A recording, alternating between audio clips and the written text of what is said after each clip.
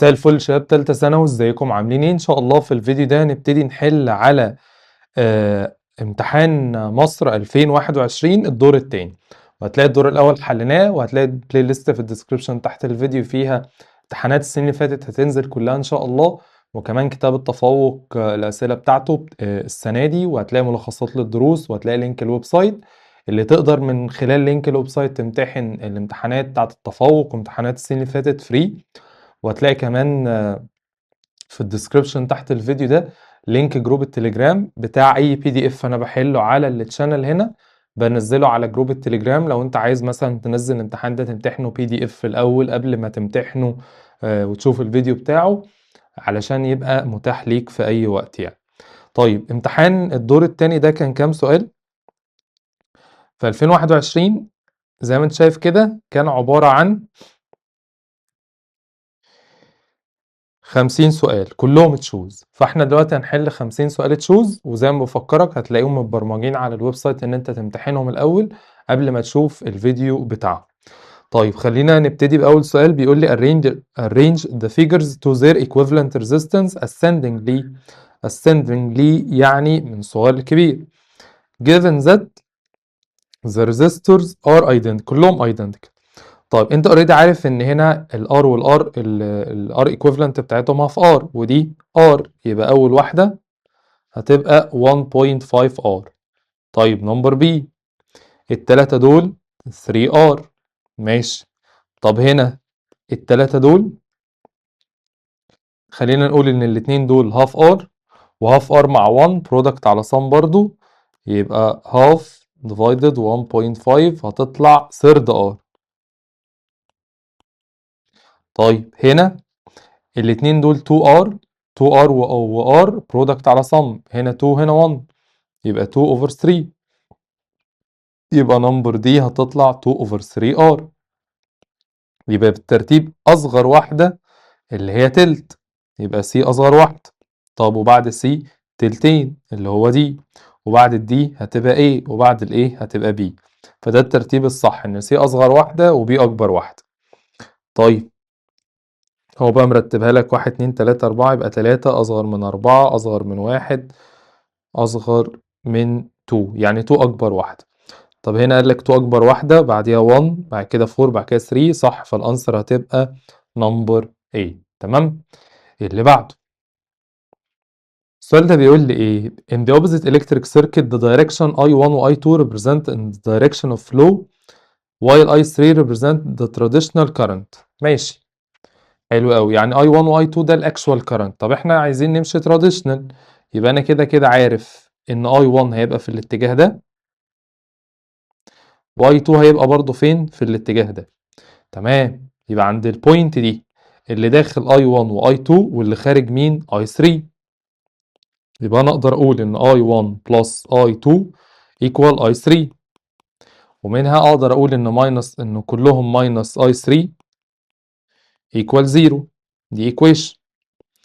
طيب هو بقى عايز مني ايه؟ ماشي. by applying Kirchhoff first law at point y و at point y the correct equation is ايه؟ طيب الايكويشن الصح عند النقطة دي ان I1 و 2 في ناحية minus I3 equal 0. ماشي، يبقى اللي انا استبعدته ان هو غلط ده كده كله نيجاتيف غلط، وده هنا كله بوزيتيف غلط. يا اما الاتنين دول بوزيتيف و I3 نيجاتيف، يا اما الاتنين دول نيجاتيف و I3 بوزيتيف. فالاتنين نيجاتيف و I3 بوزيتيف، فالانسر هتبقى نمبر A. تمام. اللي بعده السؤال ده بيقول لي ايه؟ in the shown closed circuit when the value of resistance S increases، يبقى انا هزود ال variable resistance. طب ال S دي لما هتزيد ايه اللي هيحصل لل R equivalent؟ هي متوصلة سيريز، يبقى ال R equivalent كلها هتزيد، يوم الكرنت يحصل له ايه؟ هيقل. طب هو بيسأل بقى على مين؟ الريدنج بتاعت V1 و V2. طب تعال نشوف كل واحد فيهم بيقيس مين. ال V1 بتقيس مين وال V2 بتقيس مين؟ ال V1 بتقيس ال I في ال S. تمام. طيب انت عارف ان الاس حصل لها ايه؟ زادت. طب الاي هيقل، بس مين اللي تأثيره اقوى على الفي؟ الريزيستنس. وطالما الاس زادت يبقى الفي ايه؟ هتزيد، يبقى الفي 1 increases. طيب يبقى دي ممكن reading increases ممكن دي decreases ودي decreases دي غلط، فأنا كده استبعدت C ودي. طيب تعالَ نروح نشوف مين الV2. الV2 عندها internal resistance، فبالتالي الفولتج بتاعها بيتحسب VB minus IR. تمام. فبما إن الاتنين ده ثابت وده ثابت، إيه اللي حصل للtotal current قل وهنا في minus، يبقى الV2 إيه؟ هتزيد. يبقى أنا عارف إن الV2 هتزيد، يبقى الV1 هتزيد والV2 هتزيد، فالanswer هتبقى number A. هما الاتنين هيزيدوا.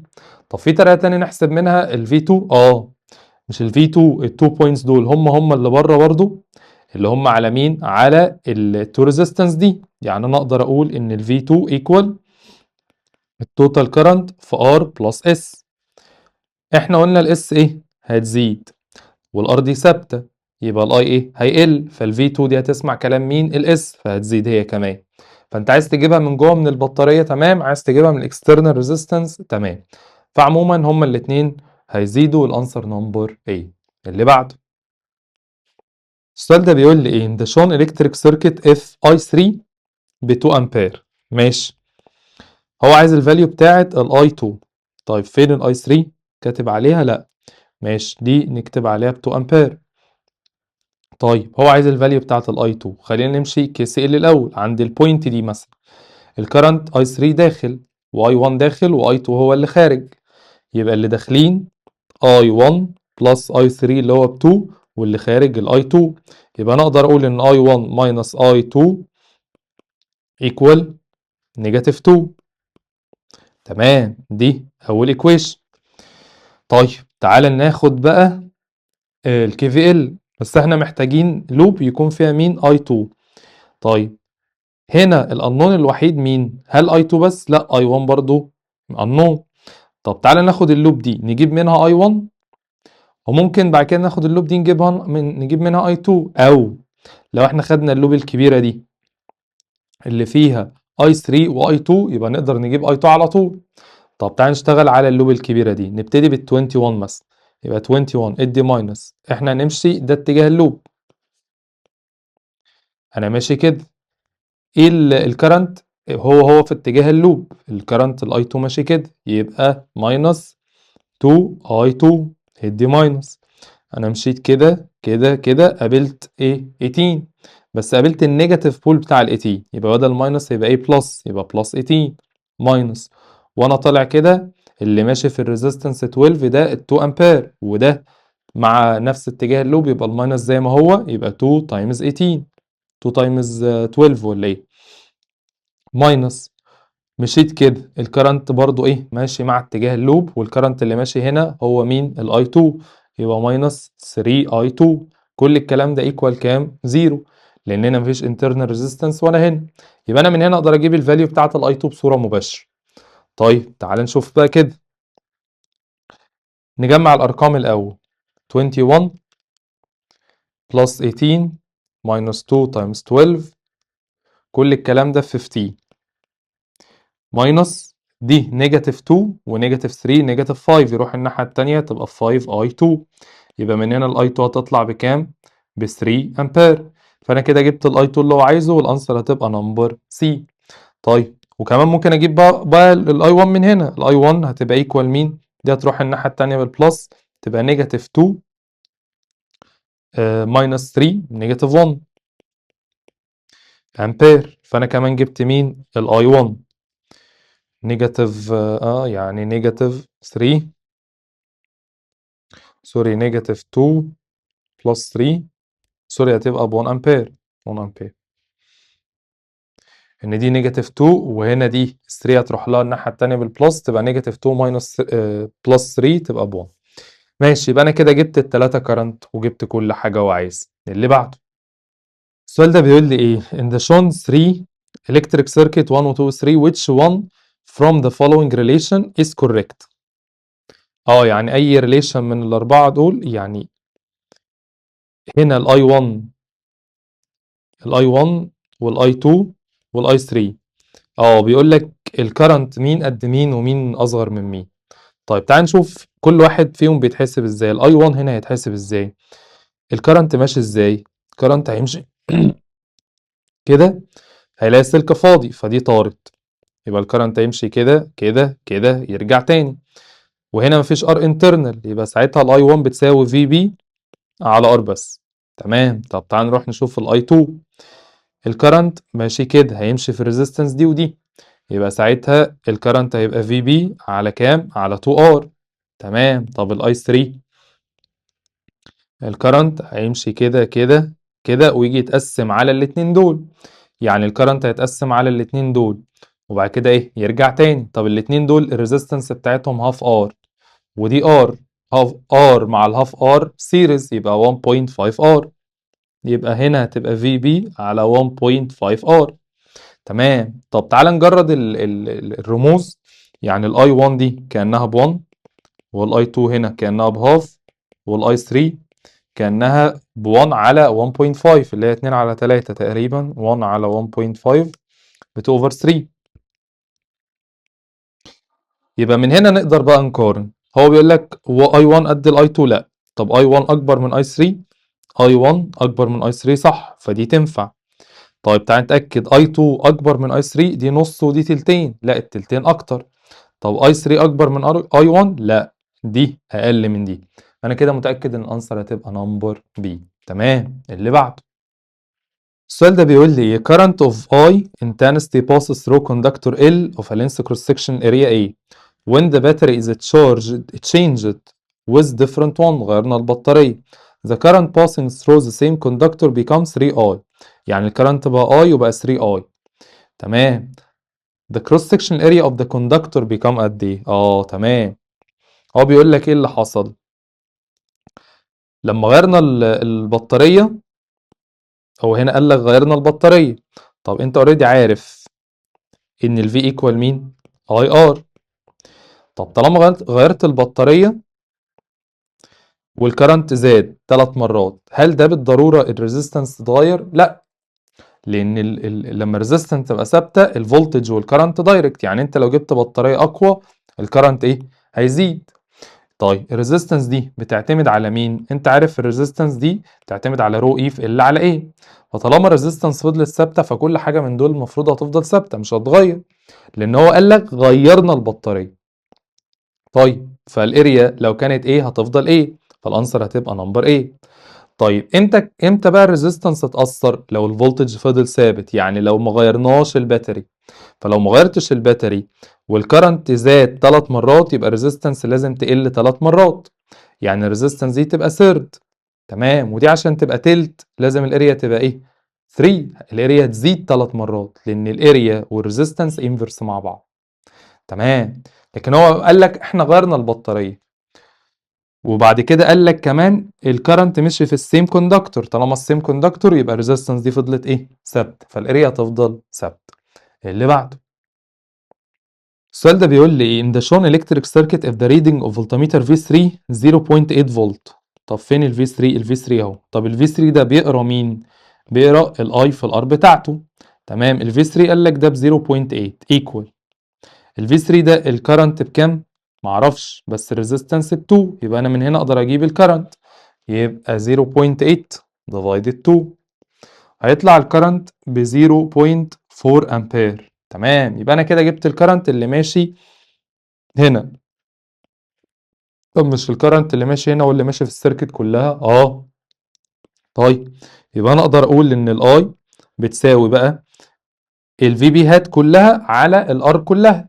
تمام. طب تعال نشوف الفي بي. انا عندي دي ب 10 ودي ب 8، هل هما الاتنين بيشحنوا ولا واحده بتشحن والتانيه بتتشحن؟ دي بتخرج الكرنت كده ودي بتخرج الكرنت كده، يبقى الكبيره هي اللي بتشحن السيركت ودي بتتشحن، يبقى دي بيحصل لها ديسشارج لكن دي بيحصل لها تشارج. فبالتالي الرول بتاع الكرنت هيبقى في بي 1 اللي هو الكبيره ماينس الصغيره على الار ايكويفالنت. الار ايكويفالنت اللي معايا اللي هي بكام؟ ب 2 بلس الار انترنال هنا ب 2 وهنا ب 1 يبقى ب 3. تمام. طيب يبقى احنا كده نقدر نجيب الكرنت بطريقة تاني برضو. ماشي تعال نتأكد كده.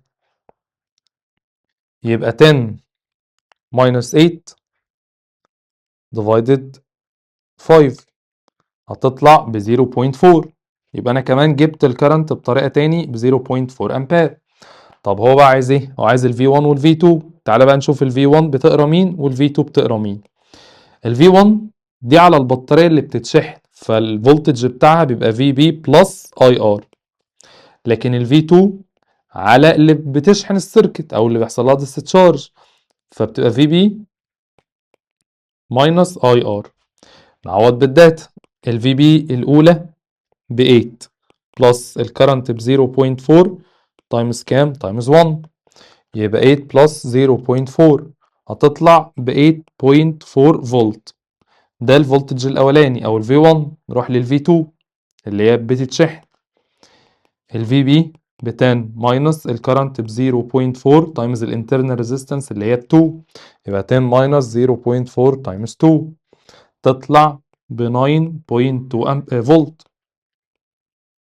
يبقى انا كده جبت مين؟ ال V1 وال V2. يبقى 8.4 ال V1 ب 8.4، يبقى ده غلط وده غلط وده غلط، هو مفيش غيرها اصلا اللي تنفع، فالانسر هتبقى نمبر بي. تمام.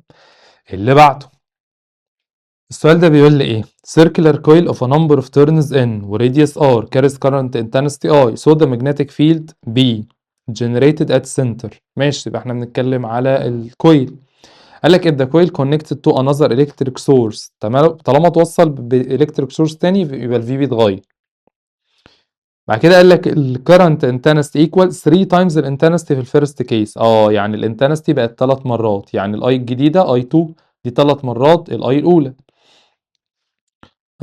the magnetic flux density B2 generated عند السنتر هتساوي قد ايه؟ طب مش البي ايكوال ميو اي ان على 2 ار. هو الميو ثابته والان ثابته والتو ار كده كده ثابتين. ايه علاقه الاي والبي؟ دايركت. طب الاي زاد 3 مرات يبقى البي هتزيد 3 مرات، فالانسر هتبقى نمبر A. البي 2 الجديده ايكوال 3 تايمز البي 1. ماشي، اللي بعده. السؤال ده بيقول لي ايه؟ two straight wires 1 و 2 are in the same plane perpendicular to the plane of the page. current I intensity passes through each of them. ماشي. بيقول لي ايه؟ same direction. So if a magnetic needle is placed at the midpoint between them as in the figure, North Pole needle is expected to ايه اللي هيحصل للنورث بول؟ طيب واحدة واحدة. في واير او current اتحط perpendicular passes through them in the same direction، وهما الاتنين فين؟ في السيم direction. يعني مثلا هنفرض ان هما الاتنين in او هما الاتنين out. طب لو هما الاتنين in ايه اللي هيحصل للنيدل دي؟ طيب لما الكرنت بيبقى داخل الفيلد بيبقى ايه؟ كلوك وايز. يعني الفيلد هنا بيبقى كلوك وايز بالشكل ده. تمام. وهنا الكرنت برضو ايه؟ داخل، يبقى الفيلد كلوك وايز بالشكل ده. يبقى هنا نعمل مثلا واحد بالاحمر، الفيلد بتاع التاني طالع لفوق وبتاع الاولاني نازل لتحت، يبقى هما الاتنين هيحصل لهم ايه؟ عكس بعض، هيكنسلوا بعض، وهما الاتنين نفس الكرنت، ده اي واي، وده هما الاتنين على نفس الديستانس. تمام. يبقى المagnetic نيدل اصلا مش هتقص، فبالتالي keep its orientation without deflection. طب ولو عكسنا اتجاه الكرنت؟ ما هي يعني لو ده دوت، لو هو يعني بدل ما هو داخل يمين هو هيبقى خارج، فالفيلد هيبقى شمال، فده يبقى طالع لفوق، وده لو دوت فده برضو هيبقى نازل لتحت، فبرضو ايه؟ هيكنسلوا بعض، لان هو قال لك ان هما الاتنين فين؟ في السيم دايركشن، يبقى المagnetic نيدل مش هتأثر اصلا. تمام. اللي بعده. ولازم يقول لك ان الكرنت intensity I passes through each of them، هما نفس الكرنت ونفس الديستانس. ليه؟ علشان انت عارف ان البي بتبقى ميو اي على 2 باي دي، فبالتالي الميو ثابته وال2 باي ثابته والدي ثابته والاي ثابته، فالفيلد هو بس هو معكوس الاتجاه، عشان كده بيكنسلوا بعض. اللي بعده. السؤال ده جايب لك جراف بين البي وبين الاي. ماشي، بس ده بقى في اي اطار؟ قال لك graph represent relation between magnetic flux density at a point versus current intensity that passes through three straight wires x y و z.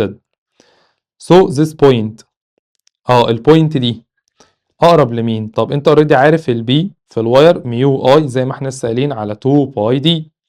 تمام. فالميو كده كده ثابته وال2 باي كده كده ثابته. ايه علاقه البي والاي؟ دايركت. طب انا دلوقتي لو عايز احسب بقى السلوب في الجراف هيبقى بي على اي. تمام، بي على اي. لما انا اجيب الاي تحت هنا يبقى الاسلوب اللي هيبقى لي مين؟ 1 على دي. تمام، يبقى الاسلوب ايكوال 1 على دي. يبقى اللي عنده اعلى سلوب عنده اقرب مسافه. تمام، والسلوب كده كده انت عارف ان هو ايكوال مين؟ تان سيتا. يبقى اللي عنده اعلى انجل هيبقى عنده اعلى سلوب، هيبقى اقرب مسافه. طب مين اللي عنده اعلى انجل؟ اكس. يبقى تان اكس دي اكبر سلوب، يبقى دي اقرب مسافه. يبقى احنا بنتكلم الواير هيبقى اقرب لمين؟ لاكس. وهيبقى ابعد حاجه مين؟ زد. طيب nearest wire z؟ لا. at equal distance from wires؟ لا. nearest wire x و y than y؟ هو اقرب من x عن y. ولا nearer to wire y عن x؟ لا، يبقى هو اقرب ل x وبعد كده y بعد كده z. تمام، فانا كده عرفت الانسر هتبقى نمبر سي. اللي بعده السؤال ده بيقول لي ايه؟ if the magnetic torque act on current carrying coil while being placed in a magnetic field بالرقم ده، يبقى ده التورك التاو 0.86 نيوتن متر. when the angle between النورمال، بص قال لك ايه؟ النورمال بتاع الكويلز بلين and direction of ايه؟ فيلد ب 60. طب احنا الثيتا اللي بنستخدمها اللي بنعمل لها كوساين 60، كوساين ثيتا دي لازم تكون بين الفيلد والكويل على طول. لكن هنا قال لك النورمال، طالما النورمال يبقى الانجل دي تبقى ب 30، يا اما تقول كوساين ثيتا ب 30 يا اما ساين ثيتا ب 60. تمام، الاثنين واحد. طب طالما قال لك نورمال يبقى احنا بنستخدم ساين مع التورك. تمام.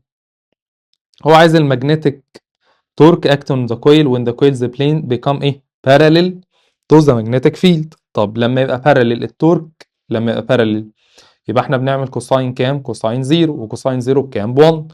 يبقى التورك هيبقى ايه؟ ماكسيمم ساعتها. طب قال لك التورك في الاول اللي هو بايان كوساين 30 ده كان بيدينا ب 0.86. تمام، يبقى التورك الجديد اللي هو بايان بس هيدينا كام؟ بص يا سيدي، احنا عايزين بايان لوحدها. طيب طالما انت عايز دي بس لوحدها يبقى هتعمل ايه؟ 0.86 على كوساين 30. يبقى 0.86 على كوساين 30 هيطلع التورك او باين دي ب 0.99 نيوتن متر. فانا كده جبت التورك بالظبط من غير اي انجل، والانسر هتبقى نمبر ايه؟ ابروكسيميتلي طبعا 1 لان 0.99 عشان اختلف. فهو التريك هنا اللي هو جابها لك عند انجل وانت بترجعها ايه؟ لاصلها. تمام، اللي بعده السؤال ده بيقول لي ايه؟ The figure shows two parallel straight wire ZY ماشي separated by normal distance 0.4. الديستانس اللي بينهم 0.4 متر. ماشي. carrying electric current intensity 6 امبير و 5 امبير، يعني الاي بتاعت Y ب 5 والاي بتاعت Z ب 6 امبير. ماشي. ماشي، يبقى انا دلوقتي عرفت ان في external field البي اللي بره ده ب 2.5 تايمز 10 باور نيجاتيف 5 تسلا. ماشي. قال لي perpendicular into the page. So هو عايز بقى النت magnetic force affect on unit length، وعايز الفورس بتاعت اليونت لينث يعني اف على ال على اي واير بقى؟ على واير ايه؟ زد. طب تعال نشوف واير زد ايه الفورس اللي بتأثر عليه.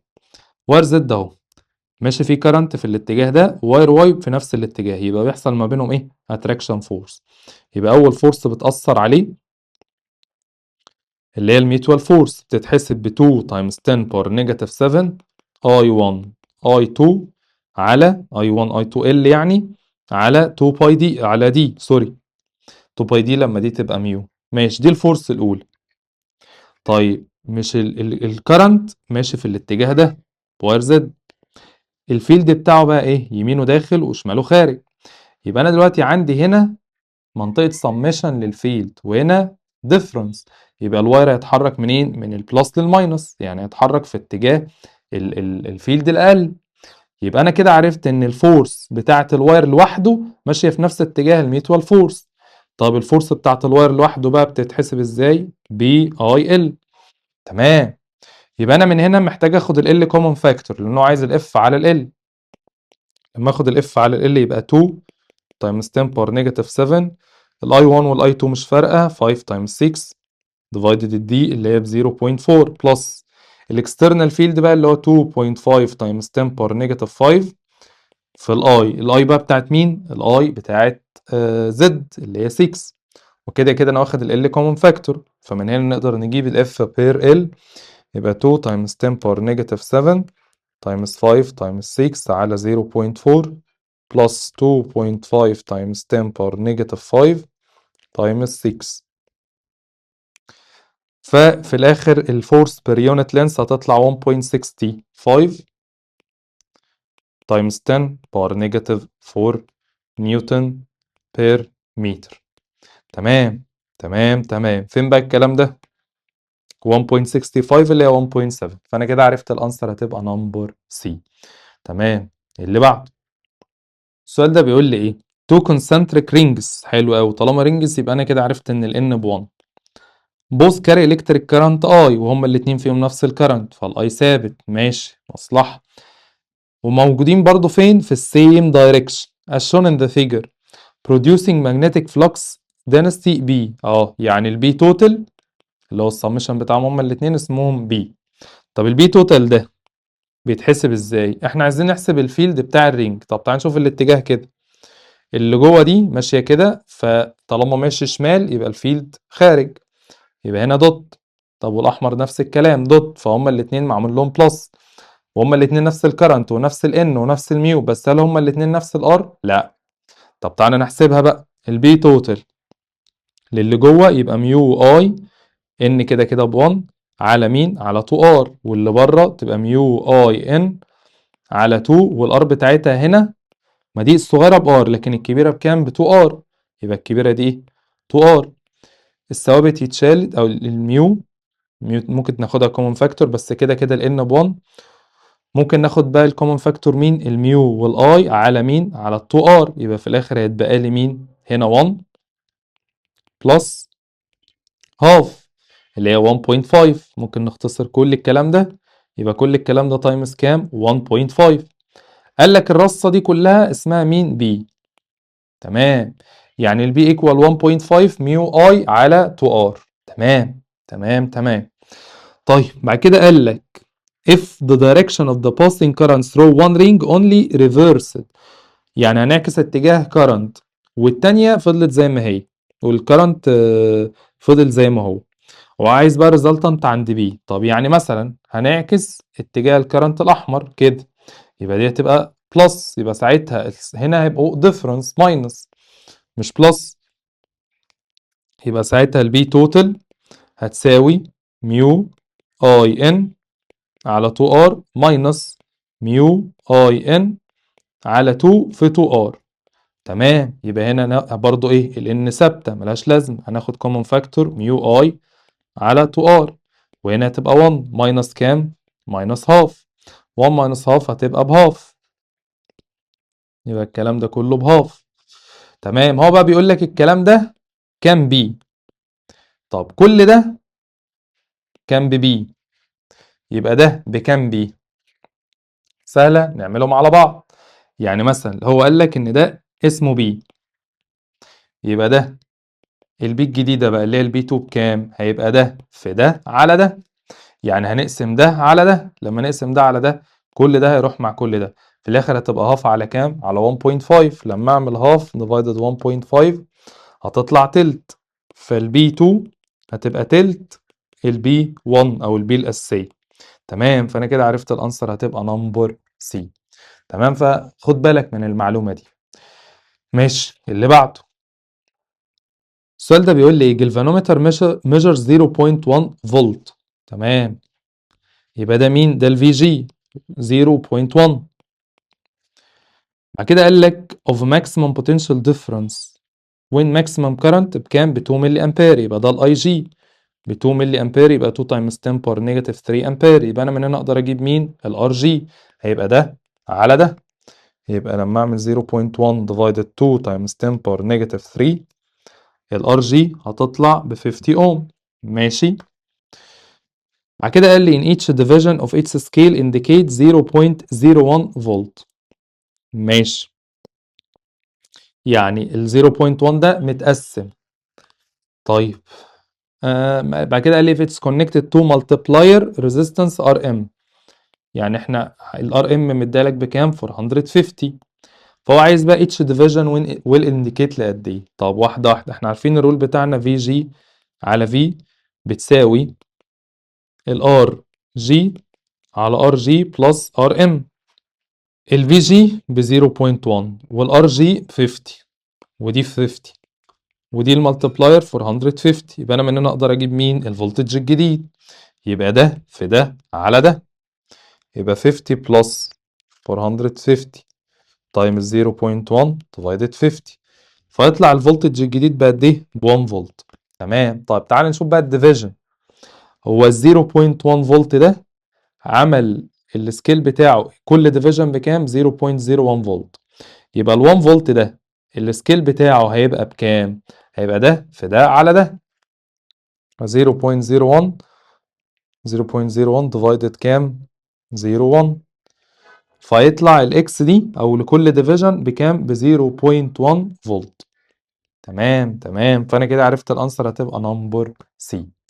اللي بعده، السؤال ده بيقول لي ايه؟ جلفانومتر the resistance of each coil RG. ماشي، وقاس الماكسيموم كارنت اللي هو الاي جي. تمام. الشنط اللي ركبناها اسمها ايه؟ R1. يبقى انا ركبت شنط ريزيستنس اسمها R1 connected to each coil. ماشي. قال لك السنسيتيفيتي reduced to 3 over 4. طالما السنسيتيفيتي قلت يبقى الكارنت هيزيد. يبقى انا اقدر اقول ان السنسيتيفيتي اللي هي 3 over 4 دي بتعبر عن مين؟ اي جي على اي، اللي هي بتساوي مين؟ ار الريزيستنس الجديده الار اس، اللي هو في الحاله دي مسميه لي ار 1 على ار جي بلس ار 1. نقدر نعمل كروس مالتيبليكيشن، يعني 3 ار جي بلس 3 ار 1 ايكوال 4 ار 1.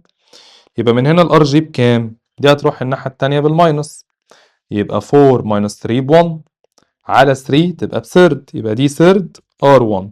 يبقى انا كده جبت الفاليو بتاعت مين؟ الار جي. حلو قوي. بعد كده كمل كلامه وقال لك ايه؟ sensitivity. ماشي. when the shunt is replaced by another resistance R2.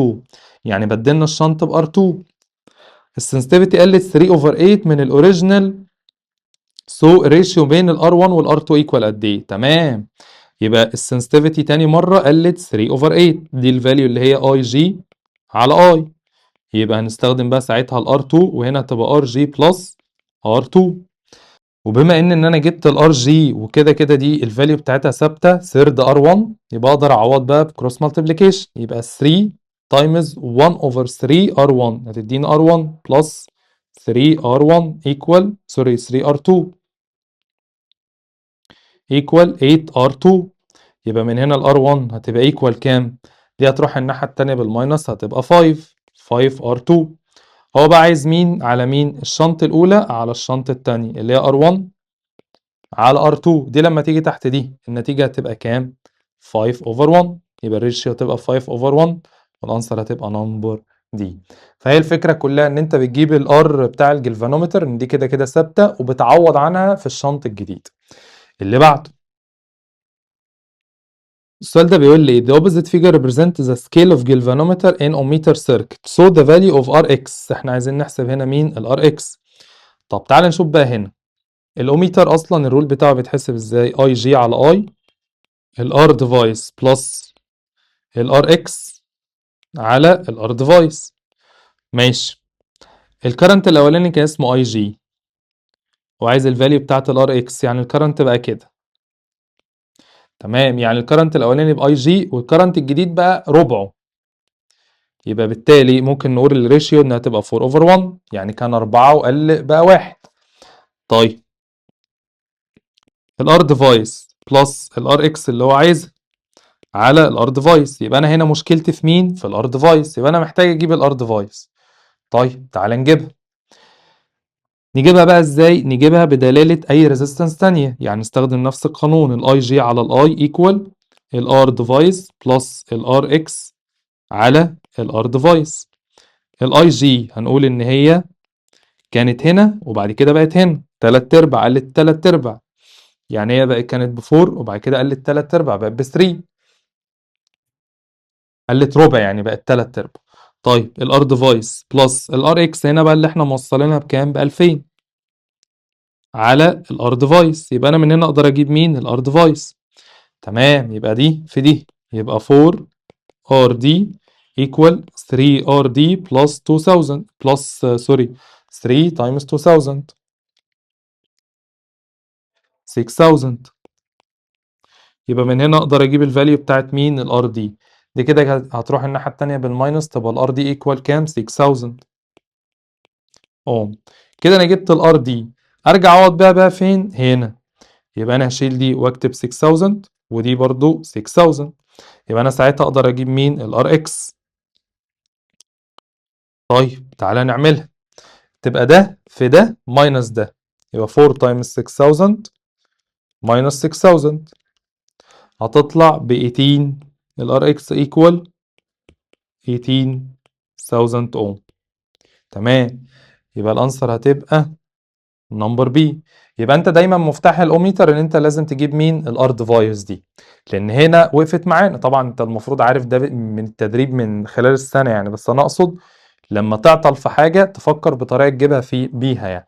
ان هو مديك ال 2000 دي الار اكس اللي عندها الكرنت بقى بالفاليو دي، قلل 3 ارباع، قلل ربع بقى 3 ارباع. فلو هو كان 4 هيقل ربع يبقى 3. او ممكن تعملها الاي جي دي كانها ب 1 ودي 3 اوفر 4، فبرضه هتدينا 4 اوفر 3، مش فارقه يعني. طيب اللي بعده. السؤال ده بيقول لي ايه؟ x y و z و m are four straight wires that are different in length. ماشي. each carries electric current intensity I، لكن كلهم مشتركين ان شايلين ايه؟ نفس الكرنت. وكلهم placed على same magnetic flux density اللي هو B. ماشي. The graph represent the relation between the magnetic force affect each wire and assign the angle between them. Between each wire and the direction of magnetic flux density. ماشي. So the longest wire is A. طب ايه علاقة الاف بساين ثيتا؟ مش انت اوريدي عارف ان الاف ايكوال بالساين ثيتا. تمام. يبقى انا من هنا لو عايز احسب السلوب، السلوب هتساوي اف على ساين ثيتا زي ما هو قال لك. طيب اف على ساين ثيتا يدينا مين؟ بي اي ال. يبقى السلوب ايكوال بي اي ال. وكده كده السلوب انت عارف ان هو ايكوال مين؟ تان ثيتا. طيب هو عايز مين؟ اعلى longest wire is A. كلهم كده كده فيهم نفس الكرنت ونفس الفيلد، يبقى اعلى سيتا تبقى اعلى سلوب، هيبقى اعلى ايه؟ لينس. مين بقى اللي عنده اعلى سلوب؟ اكس. يبقى طالما اكس ده اعلى سلوب لانه اكبر انجل، يبقى هو اكبر مين؟ لينس. يبقى واير اكس، والانسر هتبقى نمبر ايه. تمام. اللي بعده. السؤال ده بيقول لك ايه؟ هنا بقى ابتدينا في شابتر 3. student conducts Faraday experiment to generate induced electromotive force in the coil. He conduct the following steps to increase the average induced EMF. يبقى احنا ال EMF عايزين ايه؟ نزودها. ماشي. طب نعمل ايه؟ هو اصلا ال EMF دي بتعتمد على مين؟ ان دلتا فاي على دلتا تي، والدلتا فاي دي اللي هي بتبقى بي اي ساين ثيتا، بس سيبك من الثيتا يعني، على دلتا تي او على تي. طيب يبقى علشان تزود الاي ام اف، يا تزود ده يا تزود ده يا تزود ده يا تقلل مين؟ التايم. تمام. طيب ده بيزك كده. تعالى نشوف بقى. بيقول لك replacing coil X، الاكس ده by another greater in cross section area. نزود الاريا، يبقى ده صح. تمام. ولا replacing coil X by another higher in number of turns، والان تزودها، فده صح. تمام. ولا increasing the time، لا احنا عايزين نقلل التايم، يبقى دي ما تنفعش. هقول لك بقى which of the above steps lead to achieve the purpose of the student، عشان يزود ال EMF. أول اتنين، أول اتنين اللي هو الأنسر هتبقى نمبر بي 1 و 2. تمام. اللي بعده. هنا ما اسألكش حتى على دايركشن. ماشي. السؤال ده بيقول لك ايه؟ the figure illustrates structure of a simple electric motor. موتور يبقى الكرنت بيدينا فيلد. طيب the coil ABC continuous rotation from vertical position due to ايه؟ احنا متفقين الفيرتيكال بوزيشن ده التورك بينعدم فيه، بس هو بيكمل موشن بسبب مين؟ بسبب الانرشيا. الفورس اكتنج على الواير ولا لا؟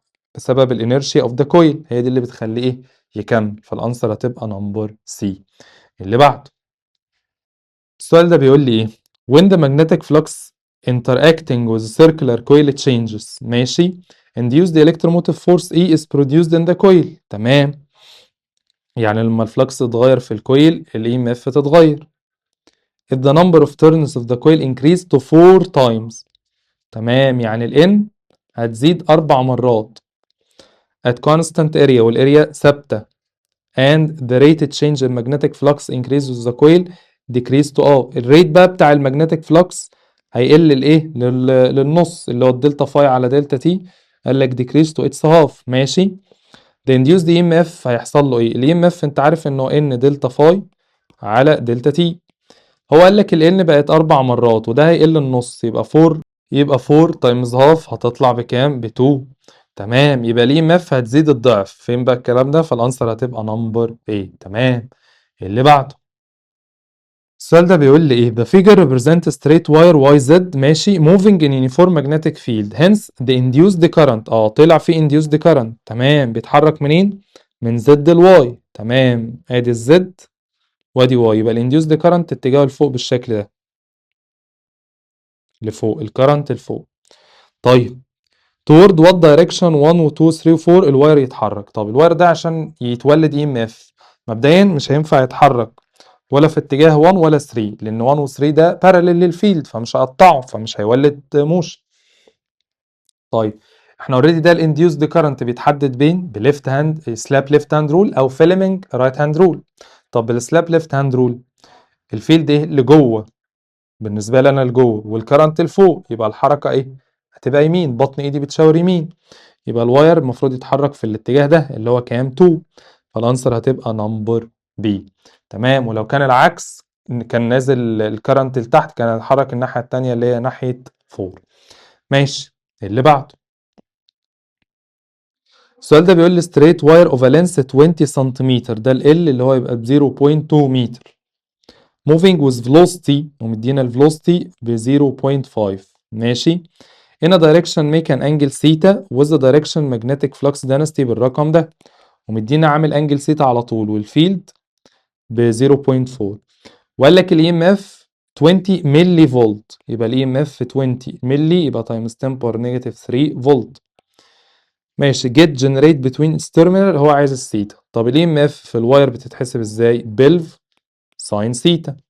تمام. والثيتا بشرط استخدم ساين لو لو الانجل بين الواير وبين الفيلد او بين الموشن بتاعت الواير والفيلد.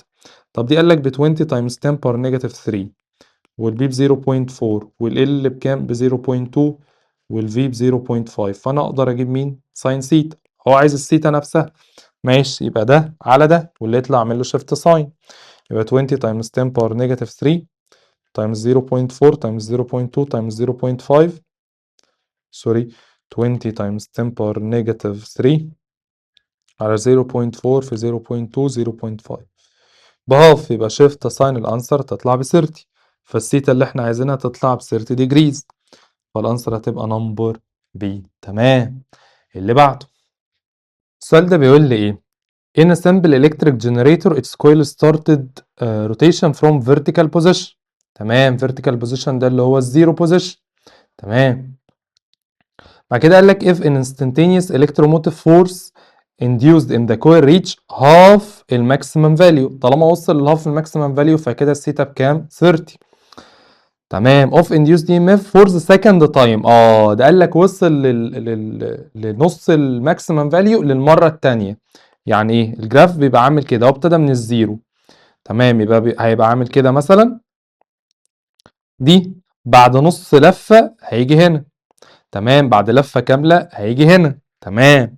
ده لو من الزيرو. طب هو ابتدى من نص الماكس يعني دي المره الاولى اللي هي كانت انجل 30 هتوصل بقى للمره الثانيه ب 30 سوري الماكسيمم هاف الماكسيمم بكام؟ عند انجل كام؟ عند نفس النقطه دي هتبقى عند 150 يعني هنا من زيرو هنزود 30 طب يبقى من هنا من 180 هننقص 30 يبقى 150 يبقى الثيتا هنا مش ب 30 هتبقى بكام؟ ب 150 ديجريز.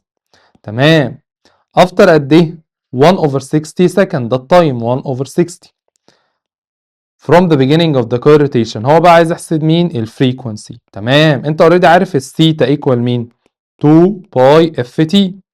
الثيتا هنا ب 150 ال2 زي ما هي الباي هنا 180 اللي احنا بنحسب ثيتا انجل في الفريكونسي والتايم كام؟ ب 1 over 60 يبقى انا من هنا اقدر احسب مين؟ الاف.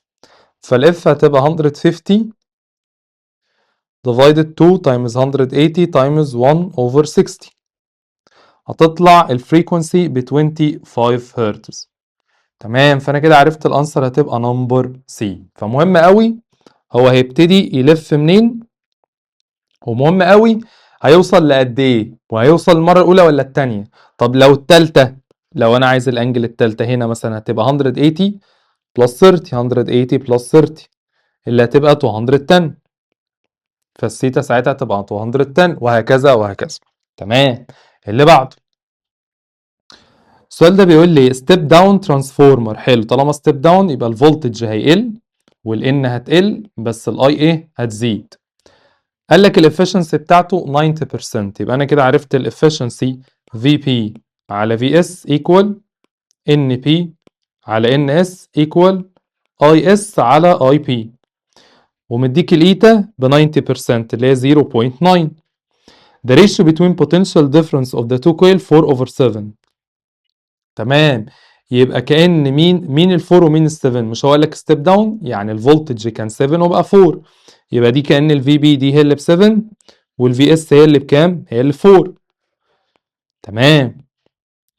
and electrical current passing in primary coil 10 امبير، الاي بي ب 10 امبير، يبقى انا كده اقدر اجيب مين؟ الاي اس، ولو مديني الان اس اقدر اجيب الان بي كمان.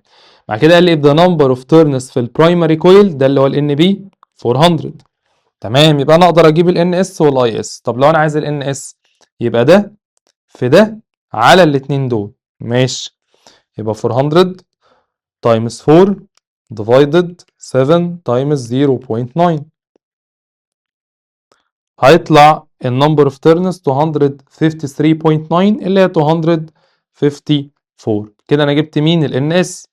طب الاي اس ممكن بقى نعملها لو انا عايز دي اعمل كروس مالتيبليكيشن، يبقى ده في ده على ده، يبقى 10 تايمز 400 divided 254 هيطلع الكرنت 15.748 قول 5 امبير.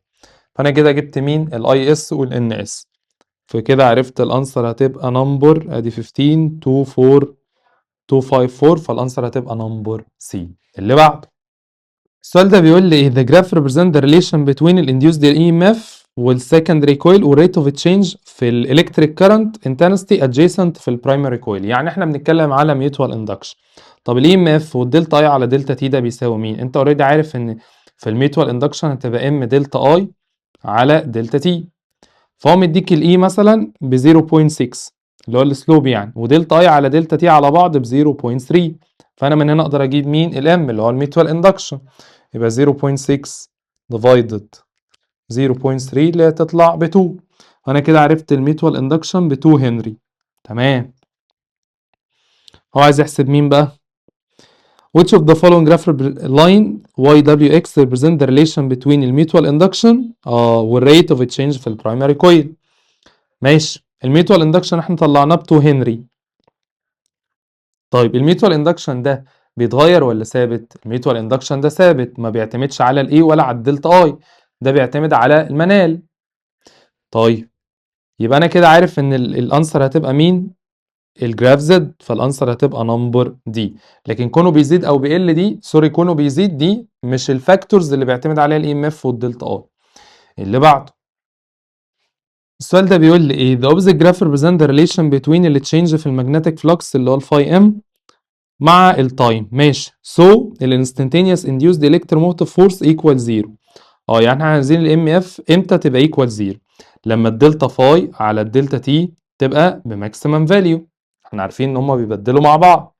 طيب فين الماكسيمم فاليو؟ عند النقطه دي اللي هي عند تي 1، وعند النقطه دي اللي هي عند مين؟ تي 3، يبقى تي 1 وتي 3، فالانسر هتبقى نمبر A. يبقى لما دي تبقى ماكسيمم الدلتا فاي، لما الدلتا فاي على دلتا تي تبقى ماكسيمم الاي بتاعتها تبقى بزيرو. اللي بعده، السؤال ده بيقول لي ايه؟ the graph represent a relation between ال induced EMF ماشي داينامو مع التايم. طب من الجراف هنا انا اقدر اجيب ايه بغض النظر عن اي حاجه؟ اقدر اجيب الاي ماكسيمم. الاي ماكسيمم هو مداني بكام؟ ب 200، يبقى الاي ماكسيمم 200. طب مش الاي ماكسيمم دي بتساوي 2 باي ابن الاف او 2 باي بفن، صح؟ يبقى 200 equal 2 باي اي بي اف ان. ماشي، عشان لو احتاجنا نحسب حاجه فيه. طب وهنا دي لفه كامله، التايم بكام؟ التي سمول سوري البريودك تايم اللي هو وقت اللفة الكاملة ب 0.04. يبقى اقدر من هنا احسب الفريكونسي. الفريكونسي مقلوب البريودك تايم يبقى 1 ديفايدد 0.04. يبقى الفريكونسي ب 25. ماشي جميل. طب هو بقى عايز يحسب مين الالكتروموتيف فورس الافريج انديوسد اي ام اف. في بقى قانون للافريج احنا عارفين اللي هو مين اللي هو بي اي ان ساين 90 سوري سيتا 1 بلس 360 ان ماينس ساين سيتا 1. ده اللي بيجيب اي حاجه على مين على التي. طيب انا محتاج من هنا مين شويه داتا كده. طيب تعالى نحسب. اول حاجه محتاج اجيب البي والاي والان. ماشي تعالى ننزل كده ناخد دي كده على جنب. ال 200 زي ما هي equal 2 باي الفريكونسي ب 25 بي اي ان. يبقى انا من هنا اقدر احسب مين البي اي ان. هتطلع بقى بكام 200 divided باي times 2 times 25. تطلع البي اي ان 1.27. يبقى انا كده جبت دي ب 1.27. ماشي. الثيتا 1 ابتدى منين اصلا من الزيرو. الاي ام اف كانت بزيرو فلما الاي ام اف تبقى بزيرو يبقى الثيتا كانت بكام ب 90. طب انا ناقص لي الان وهنا الثيتا 1 بكام برضو ب 90. ناقص لي الان والتي. طب هو مديني التايم من 0 ل 1 ل 30 يبقى التايم هنا 1 على 30. يبقى انا ناقص لي مين الان. طب الان ده ايكوال مين اف تي. تمام الفريكونسي ب 25 والتي اللي هو مديهاني ب 1 على 30. يبقى انا من هنا اقدر احسب مين الان. يبقى 25 تايمز 1 ديفايدد 30 هتطلع ب 5 اوفر 6. يبقى انا جبت كمان مين 5 اوفر 6. يبقى انا كده مش محتاج ايه اعمل اي حاجه تاني. يبقى من هنا نقدر نعوض بقى بالرول. يبقى 1.27 تايمز ساين سيتا 1 اللي هي 90 بلس 360 تايمز 5 اوفر 6 ماينس ساين 90. تمام. واللي يطلع نعمله ديفايدد مين التايم اللي هو 1 على 30. فالانسر هتطلع 19.05 فولت. تمام. اللي هي بكام بقى اللي هي 19.1 فولت. تمام. انا كده عرفت الانسر هتبقى نمبر دي. اللي بعده بس انت الاحسن طبعا اعملها ايه حته حته يعني ما تعملهاش كلها على الكالكليتر عشان ايه بيبقى ديسيمالز بتفرق يعني. المهم اللي بعده. السؤال ده بيقول لي in hot wire ammeter كده بتاعي شابتر 4 the heat energy generated in platinum و iridium الثيتا دي directly مع مين؟ in alternating current flow directly proportional مع ال I power 2. طيب او directly مع ال V power 2. بس هنا ال I بتبقى ايه يا اما I effective يا اما ايه V effective. فانا كده عارف ان الانسر هتبقى نمبر دي. اللي بعده. السؤال ده بيقول لي ايه the figure illustrate alternating current circuit on closing switch K. ماشي. the phase angle between the total voltage والcurrent. هنا بيسأل على الفيز انجل بين التوتال فولتج والكرنت اللي هو تان سيتا. طب تان سيتا هنا بتساوي مين؟ احنا معانا كويل يبقى هو اكس ال على مين؟ على ار. كده كده الاكس ال ثابت لان هو ما قاليش هغير فريكونسي او حاجه. ال ده او الاكس ال بيعتمد على 2 باي اف ال. ماشي. لكن لما انا اقفل المفتاح الار هنا ايه هتقل. لما الار دي هتقل تان سيتا ايه هتزيد. يبقى الفيز انجل increases. فالانسر هتبقى نمبر سي. اللي بعده. السؤال ده بيقول لي ايه the figure show an oscillating circuit containing capacitor of capacitance C وinductive coil L then the value of frequency for alternating current in the oscillating circuit. يبقى احنا بنتكلم على ال oscillating circuit. تمام. يبقى ال F bar 2 equal مين 1 على 4 pi bar 2 LC when the key switched from position 1 ل position 2. ماشي. يعني هو كان عند position 1 راح لبوزيشن 2. ايه اللي هيحصل لمين للفريكونسي. يبقى نعوض على طول ال1 زي ما هي 4 باي بار 2 زي ما هي ال 3 بس هنا ملي هنري يبقى تايمز 10 باور نيجاتيف 3 تايمز السي قال لك 25 بس هنا مايكرو يبقى تايمز 10 باور نيجاتيف 6 وكل الكلام ده اعمله سكوير روت عشان اجيب مين الفريكونسي. يبقى 1 على 4 باي بار، هو قال لك الباي ب 3.14 ماشي، يبقى 3.14 بار 2 تايمز 3 تايمز 10 بار نيجاتيف 3 تايمز 25 تايمز 10 بار نيجاتيف 6. روت الانسر هتطلع الفريكونسي 581.45 تقريبا هرتز. تمام، فانا كده جبت الفريكونسي والانسر هتبقى نمبر دي. تمام، اللي بعده السؤال ده بيقول لي ايه four inductive coils of negligible ohmic resistance each of them has self inductance 50 ملي هنري. يعني انا معايا ال 50 ملي هنري يبقى تايمز 10 باور نيجاتيف 3 هنري. ماشي، were connected together in the figure if effective value بتاع الكرنت بالرقم ده. يبقى انا معايا الاي ايه effective ب 10 امبير. طيب هو عايز يحسب مين الفريكونسي. ماشي، هو مديني ال. طيب مش انا ومديني مين الفي دي اللي هي الفي افكتيف. ماشي، مش انا دلوقتي من الفي افكتيف والفي افكتيف والاي افكتيف اقدر اجيب مين الاكس ال كله، الاكس ال التوتال. تمام، هتبقى بكام ب 31.4 على 10. ماشي، يبقى 31.4 divided 10 فهتطلع 3.14 اوم. دي الار ايكويفالنت كلها. طب الار ايكويفالنت هنا بتتحسب ازاي؟ كده انا جبت التوتال رياكتنس، بس انا هنا معايا مين؟ انا معايا 4. تمام، طب الاتنين دول سيريز والاتنين دول سيريز وهم مع بعض بارلل، يبقى دي هتبقى 2 اكس ال مع 2 اكس ال، و2 اكس ال مع 2 اكس ال هتبقى بكام؟ باكس ال واحده. يعني اكس ال توتال هو الاكس ال الواحده اللي هي 2 باي اف ال. كل الكلام ده بكام؟ 3.14. يبقى 2 باي الفريكونسي مش عندي ال 50 تايمز 10 باور نيجاتيف 3، كل الكلام ده ايكوال 3.14 اللي هي باي يعني، فده هيروح مع ده.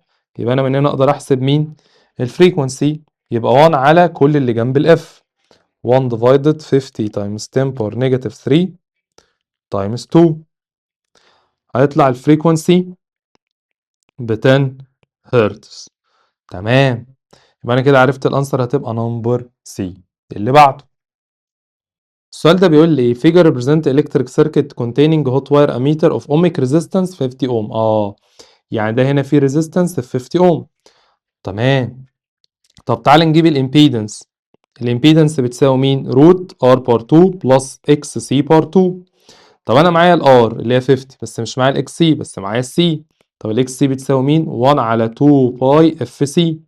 نحط الداتا 1 زي ما هو، 2 باي زي ما هي، الفريكونسي مدوني ب 100 والسي 4 على باي تايمز 10 باور نيجاتيف 6. فكده كده الباي دي هتروح مع الباي دي، فاقدر من هنا اجيب مين الاكس سي. يبقى 1 على 100 على سوري 2 تايمز 100 تايمز 4 تايمز 10 باور نيجاتيف 6 تطلع 1250 اوم. نرجع بقى نجيب مين الامبيدنس، يبقى سكوير روت الريزيستنس 50 بلس الرقم ده بار 2. يبقى من هنا الامبيدنس هتطلع روت 50 بار 2 بلس الرقم ده بار 2، تطلع بالظبط بالرقم ده 0.99 قول 0.1 اوم. ماشي، يبقى انا كده جبت مين التوتال ريزيستنس. هو بقى عايز يحسب مين؟ هو عايز يحسب الماكسيمم اي ام اف. طيب ما الاي ام اف ماكسيمم اللي هي الفي افكت سوري الفي ماكسيمم بتساوي الاي ماكسيمم في الامبيدنس.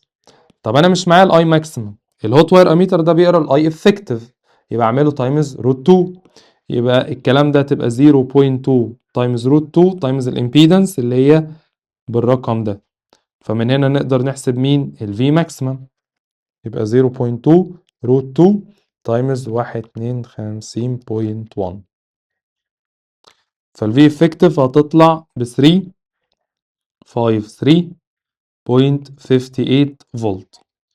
دي الفي ماكس 353 هي دي، فالانسر هتبقى نمبر بي. اللي بعده السؤال ده بيقول لي ايه تو الكتريك سيركت كاباستنس اوف ايتش كاباستور سي. ماشي، هو عايز الريشيو بين الكاباستيف رياكتنس، هو عايز الاكس سي كلها على بعض ل 2 الاكس سي 1. طب الاكس سي دي اصلا بتعتمد على مين؟ 1 على 2 باي اف سي. كده كده دول ثابتين، يبقى علاقه الاكس سي بالاف سي انفرس. يبقى انا دلوقتي لو عايز اكس سي 2 على اكس سي 1 يبقى اف 1 سي 1 على اف 2 سي 2. نعوض بالداتا، الاف 1 باف، تمام، والاف 2 ب 2 اف تايمز انا محتاج احسب بقى السي 1 والسي 2. طيب نروح للسي 1 هنا، الاثنين دول ايه؟ باراليل، يبقى يتعملوا سيريز، يبقى دي تطلع ب 2 سي ودول نفس الكلام ب 2 سي. طب 2 سي و 2 سي متوصلين سيريز يبقوا باراليل، يبقى يطلعوا في الاخر بسي. ماشي. طب وهنا دول كده ايه؟ سيريز، يبقى هما الاثنين ايه؟ باراليل، يبقى بهاف سي، واللي تحت نفس الكلام بهاف سي. طب طالما هاف سي وهاف سي متوصلين بارلل يبقى تعملوا سيريز، يبقى في الاخر هتطلع سي. يبقى ده يروح مع ده وده يروح مع ده، في الاخر الريشيو هتطلع بهاف. انا كده عرفت الانسر هتبقى نمبر دي. تمام. اللي بعده، السؤال ده بيقول لي alternating current contains an inductive coil، يبقى في كويل ونجليجابل اوميك ريزيستنس وكاباستور. ماشي، يبقى انا عندي كويل وريزيستنس وكاباستور اكس ال وار واكس سي of variable capacitance and ohmic resistance connected. ماشي. قال لك هنا ohmic resistance، هو الكوندكتور ملوش ohmic resistance، اسف، بس معاه كاباستور ومعاه ohmic resistance. ماشي. from the shown graph the result of inductive reactance and capacitive reactance vanishes. امتى الاندكتيف رياكتنس والكاباسيتيف رياكتنس vanishes؟ يعني امتى الامبيدنس ايكوال ار والاكس ال ايكوال الاكس سي؟ هما الاتنين بيكنسلوا بعض عند اي نقطة، عند الماكسيمم كارنت او المينيمم امبيدنس، عند النقطة دي اللي هي عند 0.3، فالانسر هتبقى نمبر سي. تمام. اللي بعده، السؤال ده بيقول لي ايه بقى؟ assuming that the velocity of electron بالرقم velocity of electron of a mass، يعني ده الماس بتاع الالكترون، ما انا برضو بقول يعني 9.1 times 10 power negative 31 equal to the velocity of photon بالرقم ده of a mass، ده الماس بتاع الفوتون 1.67 times 10 power negative 27. ماشي. هو بيقول لي الفلوسيتي بتاعت الالكترون قد الفلوسيتي بتاعت بروتون ماس. ماشي، مديني الماس بتاع البروتون والالكترون. طيب هو عايز يحسب مين الويف لينث بتاع الويف اسوسييتد ويز الكترون اوف موشن بالنسبه للبروتون موشن. طيب انت اوريدي عارف الاتش الويف لينث، نعملها بالويف لينث على طول. الويف لينث بيساوي اتش على مين؟ ام في. هما الاثنين نفس الاتش ونفس الفي، يبقى علاقة الويف لينث بالماس انفرس، يبقى الويف لينث الاولاني بتاع الالكترون على الويف لينث التاني بتاع البروتون ايكوال الماس بتاع البروتون على الماس بتاع الالكترون. يبقى نحط الارقام 1.67 times 10 power negative 27 على 9.1 times 10 power negative 31. يبقى من هنا نجيب مين؟ الويف لينث 1.67 times 10 power negative 27 على 9.1 times 10 power negative 31، فهتطلع الريشيو ب 1835.16. دي ريشيو. طيب يبقى 1.3516 تايمز، فالانسر هتبقى نمبر سي. هو هنا قال لك مثبت مين؟ مثبت الفلوسيتي، فعشان كده مثبتين الفلوسيتي، وكده كده ده بلانكس كونستانت مش هيتغير، فعشان كده عملنا ايه؟ ريليشن انفرس بين الاثنين دول. اللي بعده، السؤال ده بيقول لي ايه؟ the energy of photon that is used to optical او in optical microscope بالرقم ده. يبقى دي الانرجي بتاعت الفوتون. ماشي، مديهاني اللي هي بتتحسب اتش نيو او اتش سي على ويف لينث ايا كان يعني. and the momentum of moving electron in electron microscope، ده المومنتم، ده البي ال بتاع الالكترون اللي هو ام في. ماشي. body of dimensions بالرقم ده can be seen using ايه؟ بص هنا بيلعب لك على تريك، يبقى احنا محتاجين نحسب الويف لينث هنا والويف لينث هنا. تمام. طب تعالى نحسب بالنسبة للفوتون. الانرجي بتاعت الفوتون بتبقى اتش سي على ويف لينث. هو مديك الانرجي ب 496.88 تايمز 10 باور نيجاتيف 21. نعملها كلها في سطر واحد ان هي ايه كبيرة يعني. ايكوال الاتش مديها لك 6.6 تايمز 10 باور نيجاتيف 34، والسبيد اوف لايت مديها لك 3 تايمز 10 باور 8 على مين؟ على الويف لينث. فانا من هنا اقدر احسب مين الويف لينث بتاع الفوتون. يبقى ده على ده، يبقى 6.625 times 10 power negative 34 times 3 times 10 power 8 على 496.88 times 10 power negative 22. فالويف لينث هتطلع 3.99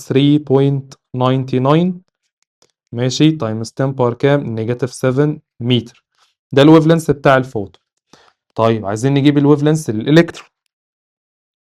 طيب اوريدي الاتش ايكوال مين، او الويف لينث سوري بتاع الالكترون بتساوي اتش على ام في. ام في ده اللي هو مين اصلا؟ المومنتم. ماشي.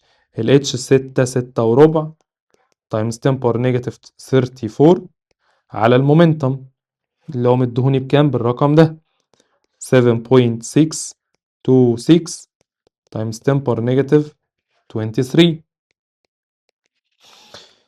ماشي. يبقى 6.625 تايمز 10 باور نيجاتيف 34 على 7.626 تايمز 10 باور نيجاتيف 23 طلعت ب 8.687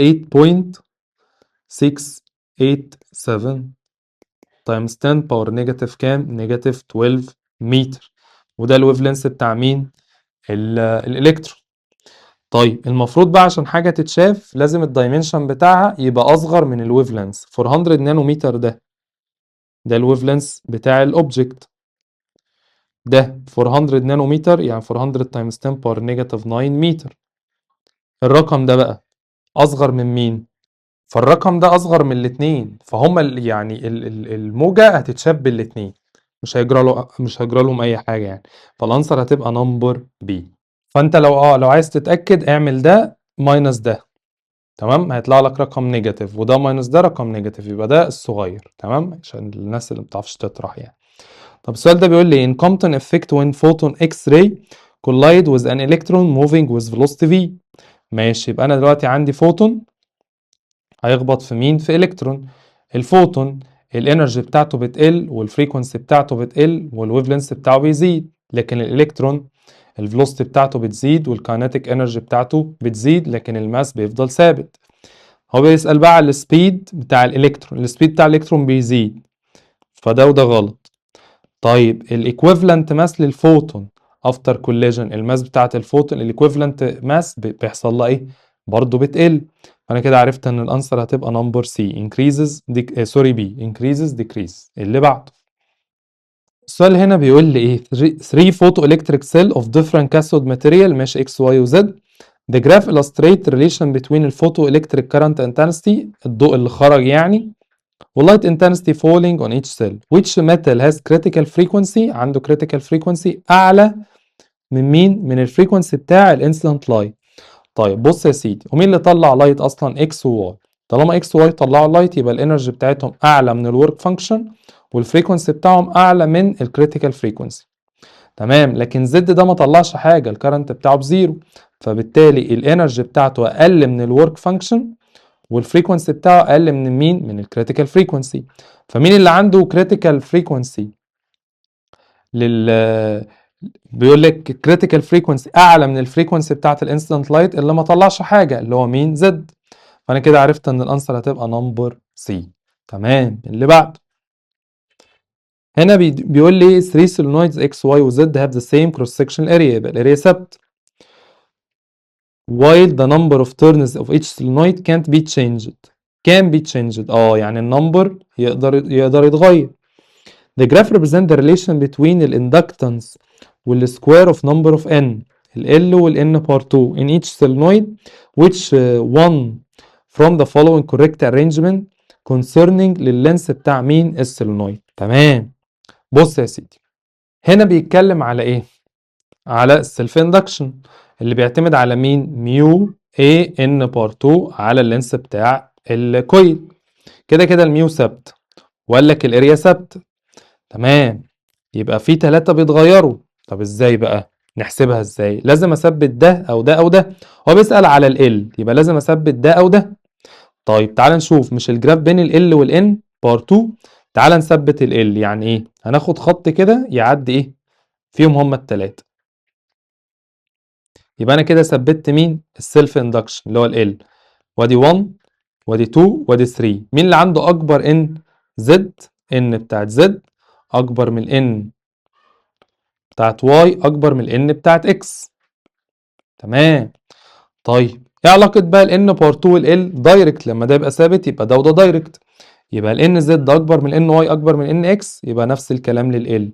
يبقى ال زد اكبر من ال واي اكبر ال اللي انا اقصدها اللينس بتاع الكويل اكبر من ال مين؟ ال اكس. يبقى دي الاجابة. فين بقى الكلام ده؟ الانسر هتبقى نمبر سي. تمام. اللي بعده، السؤال ده بيقول لي ايه؟ An electron microscope is used to examine two different viruses A و B and the collected data and recorded in the following table. ماشي، فيروس A و B والدايمنشن its dimension بالdiameter بالرقم ده والapplied potential difference between الانود والكاثود to examine the virus بالفاليو دي by using the data وعايز الفاليو of x. تمام. طيب دي بقى بنحسبها ازاي؟ بص يا سيدي، عشان انت اوريدي عارف الويف لينث بيساوي اتش على ام في. طيب انا مش معايا الفي، مش انت عارف الكاينيتيك انرجي بتساوي هاف ام في سكوير او الاي اللي هي التشارج بتاع الالكترون في الفولتج. هو مديني الفولتج وكده كده معايا ده وكده كده معايا ده.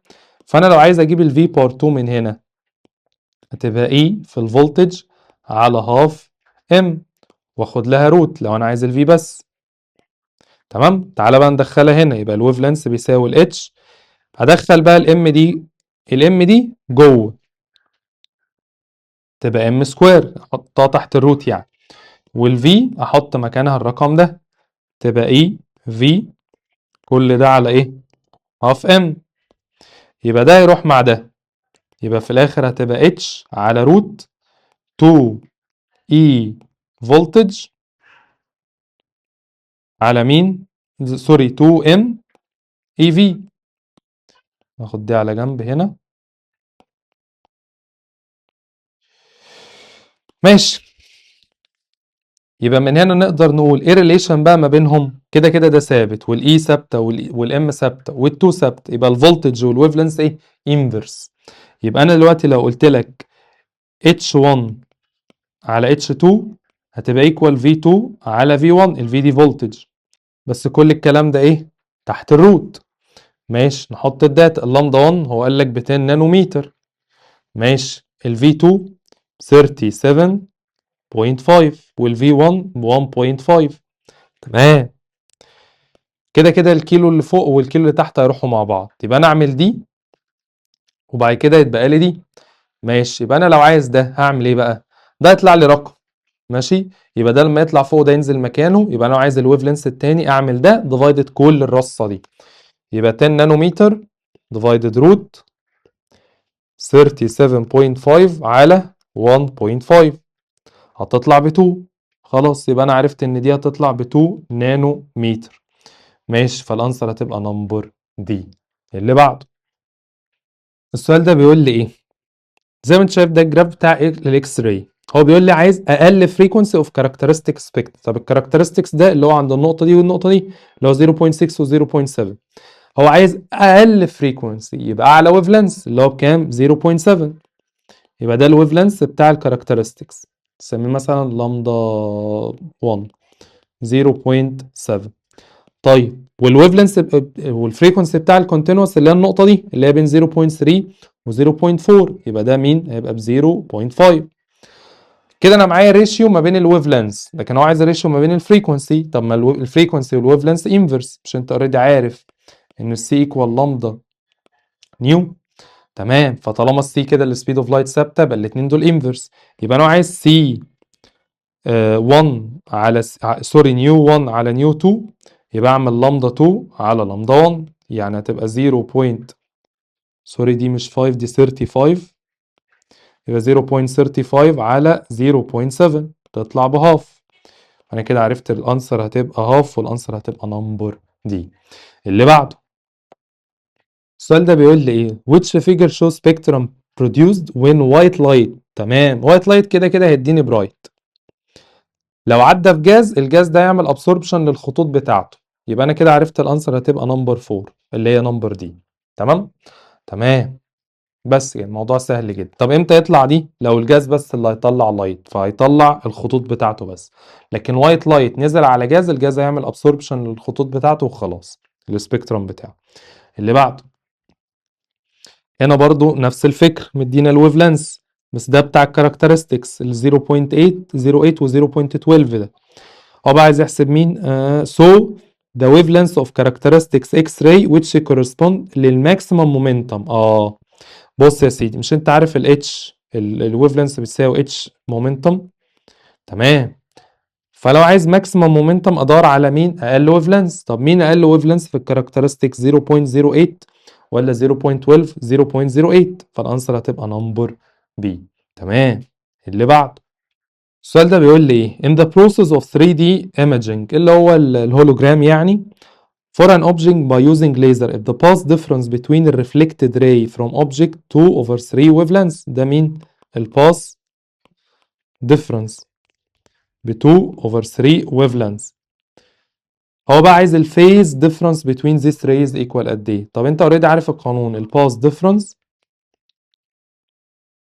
على الفيز difference بيساوي مين؟ الباس ديفرنس بيبقى ويف لينث لكن الفيز ديفرنس بيبقى 2 باي. هو مديني هنا الباس ديفرنس ب 2/3 ويف لينث، يبقى وعايز الفيز ديفرنس، يبقى اعمل ايه؟ ده في ده على ده، يبقى الفيز ديفرنس اللي هو عايزه بتساوي 2 باي في 2/3 ويف لينث على ويف لينث، فالويف لينث هيروح مع الويف لينث، يبقى في الاخر هتطلع لك ايه؟ 4 باي اوفر 3. فدي الانسر اللي احنا عايزينها، يبقى الانسر هتبقى نمبر سي. تمام. اللي بعده السؤال ده بيقول لي which of the four figures represent concept of monochromaticity of laser. monochromaticity دي يعني ايه؟ يعني بيطلع الويف لينسز كلها ايه؟ نوع واحد، يعني كلهم ليهم نفس الويف لينس، فطالما كلهم ليهم نفس الويف لينس يبقى ليهم نفس مين؟ الفريكونسي. فمين اللي ينفع هنا؟ هو اللي ينفع ده بس، فالانسر هتبقى فيجر 4 اللي هي نمبر دي. تمام، لكن ده الويف لينس الفريكونسي مختلف. اللي بعده السؤال ده بيقول لي ايه؟ مش واخد بالي schematic diagram represent helium neon laser يعني so neon atom can be excited by الهيليوم. هو بيقول لك النيون excited by مين؟ الهيليوم، لكن الهيليوم excited by الفولتج، يبقى النيون excited by الهيليوم اللي هو مين؟ 3. لما تعمل collide with component 2 لا collide with excited atom component 3 صح، لازم مع excited atom مع مين؟ مع 3 مش unexcited atom من 3، فالانسر هتبقى نمبر بي. اللي بعده السؤال ده بيقول لي ايه assuming that temperature of both pure silicon وكبر wire dropped in absolute zero يعني التمبريتشر بقت 0 كلفن. تمام، ايه اللي هيحصل للسيليكون وايه اللي هيحصل للكبر؟ طيب لما التمبريتشر بتقل الكوندكتيفيتي بتاعت السيليكون بتقل تنعدم، هو اصلا الكوندكتيفيتي بتزيد بالتسخين في السيليكون، لكن الكبر لما التمبريتشر بتقل الريزيستنس معاه بتقل فالكوندكتيفيتي بتزيد، يبقى تبقى فانش للسيليكون وانكريزد للكبر، يبقى الانسر هتبقى نمبر ايه. تمام. اللي بعده السؤال ده بيقول لي ايه ترانزستور was used as a switch الاوتبوت بوتنشال اللي هو الفي سي اي ماشي الفي سي اي ب 0.2 ماشي، وقال لك الباتري فولتج عند الكوليكتور ب 1.5 يعني هو مديك الفي سي سي ب 1.5. طب هو عايز ايه؟ هو عايز البوتنشال ديفرنس اكروس الريزستور الار سي. طب مش انت عارف الفي سي سي ايكوال في سي اي بلس اي سي ار سي، فالفي دي ب 0.2 ودي ب 1.5 يبقى انا اقدر اجيب الفولتج اللي هنا، يبقى 1.4 1.5 ماينس 0.2 تطلع ب 1.3 فولت. أنا كده عرفت الأنسر هتبقى نمبر بي. تمام. اللي بعده السؤال ده بيقول لي إيه؟ The group of logic gates in the figure has output 1. تمام، يبقى إحنا عايزين نخرج من هنا 1. Which of the following choices the table the inputs potentials verifies that؟ يعني أي اختيار من دول هيحقق ده. طب تعالى نجرب. الإكس والواي بزيرو وزيرو، أدي بزيرو وأدي بزيرو، والزيرو هيدخل على الأور. الزيرو لما يعدي على النوت يتقلب ب1. طب وزيرو وزيرو زيرو، 1 وزيرو عند الأند يخرج زيرو، يبقى ده مش هينفع. ماشي، اللي بعده 1 وزيرو، دي ب1 وهنا ب1 ودي بزيرو، النقطة هتتقلب زيرو، ودي هتبقى 1 وفي الآخر زيرو، يبقى دي برضو إيه مش هتنفع، يبقى ولا ده ولا ده. ماشي. طب اللي بعدها 1 1، دي 1 وهنا 1 وهنا 1، دي هتتقلب زيرو ودي هتخرج 1 في الآخر هتخرج زيرو، فدي برضو مش تنفع. طيب 0 1، لو دي بزيرو ودي ب1 ده كده بزيرو، الزيرو يتقلب 1 و0 1 يخرج 1، 1 1 يخرج 1، يبقى انا كده عرفت الانسر هتبقى نمبر دي. تمام. اخر سؤال، هنا مديك الفي سي اي والفي سي سي، ماشي، هو عايز يحسب مين بقى؟ بيقول لك ان ان بي ان ترانزستور ذا ريزيستنس كونكتد تو، ومديك الار سي 50 كيلو اوم، ومديك الكرنت جين اللي هي البيتا اي. طب البيتا اي اللي هي بسيرت دي بتساوي مين؟ دي بتساوي الاي سي على الاي بي. ماشي. هو عايز يحسب الاي بي ده بكام؟ طب انا معايا دي ب 30، يبقى انا محتاج احسب مين؟ الاي سي. طب مش الرول بتاعنا الفي سي اي ايكوال في سي سوري في سي سي ايكوال في سي اي بلس اي سي ار سي. الفي سي سي مدولك ب 5 والفي سي اي بهاف، بلس الاي سي هنا مش معايا لكن الار سي 50 كيلو، يعني 50 تايمز 10 باور 3، يبقى انا من هنا اقدر اجيب مين؟ الاي سي. يبقى ده ماينس ده ديفايدد ده، يبقى 5 minus half 4.5 divided 50 times 10 power negative سوري power 3، يطلع الاي سي سي الاي سي سوري 9 times 10 power 5 negative 5 امبير. يبقى انا كده جبت الاي سي، يبقى اقدر اجيب مين؟ الاي بي. يبقى ساعتها الاي بي الاي سي على 30 هتطلع ب 3 times 10 power negative 6 امبير. الاي بي والانسر هتبقى نمبر ايه. يبقى احنا كده خلصنا الامتحان 2021 الدور التاني، زي ما انت شايف في اسئله برضو محترمه يعني، فمش ملهاش مقياس عشان دور تاني المفروض يجي سهل يعني. اشوفك بقى على خير ان شاء الله في الفيديو الجاي والامتحان الجاي. سلام.